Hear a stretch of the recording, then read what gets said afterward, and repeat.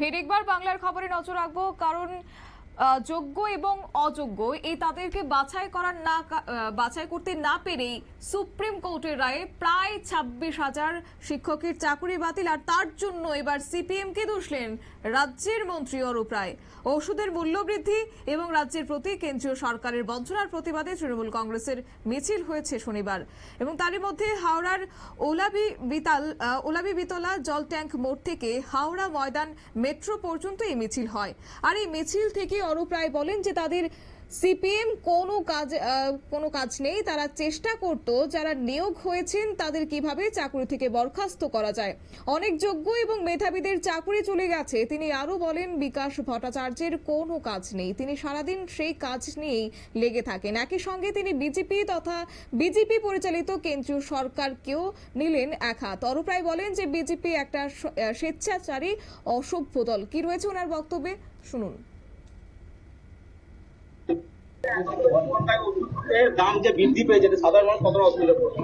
আজকের মিছিলের উদ্যোগ হচ্ছে মাননীয় নেত্রী মমতা বন্দ্যোপাধ্যায়, তিনি তার নির্দেশে আজকের মিছিল, এবং কেন্দ্রীয় সরকার তারা স্বেচ্ছাচারী মনোভাব নিয়ে হঠাৎ অগণতান্ত্রিক ভাবে মানুষের উপর বোঝা চাপিয়ে দিয়ে ওষুধের দাম বাড়িয়ে দিয়েছে। 800 নিত্য প্রয়োজনীয় জিনিসের ওষুধের দাম বাড়িয়ে দিয়েছে, যেগুলো প্রত্যেকদিন মানুষকে খেতে হয়। আমরা প্রত্যেকেই এই ওষুধ খাই, এবং সেই সঙ্গে মাননীয় নেত্রী মমতা বন্দ্যোপাধ্যায় লন্ডনে বক্তৃতা করতে গেছিলেন। অক্সফোর্ড ইউনিভার্সিটি তাকে ইনভাইট করেছিল নারী সুরক্ষা, শিশু সুরক্ষা এবং নারী ক্ষমতায়নের উপরে। সেখানে মমতা বন্দ্যোপাধ্যায়ের প্রতি অসভ্য একটা আচরণ, একটা অসভ্য একটা দল, রাজনৈতিক দল, আমরা জীবনে কোনদিন এই ধরনের রাজনৈতিক দল সারা পৃথিবীতে দেখিনি। এমন একটা অসভ্য রাজনৈতিক দল। আমরা ইউথ কংগ্রেস করেছি এদের আমলে, তার আগে ছাত্র পরিষদ করেছি এদের আমলে।